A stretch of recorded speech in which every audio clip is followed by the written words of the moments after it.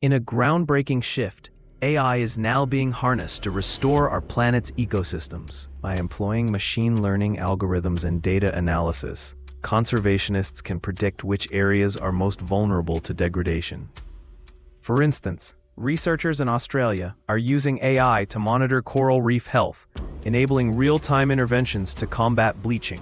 Interviews with experts reveal that AI-powered drones are also planting trees at an unprecedented scale, with reports of millions of trees planted in mere days.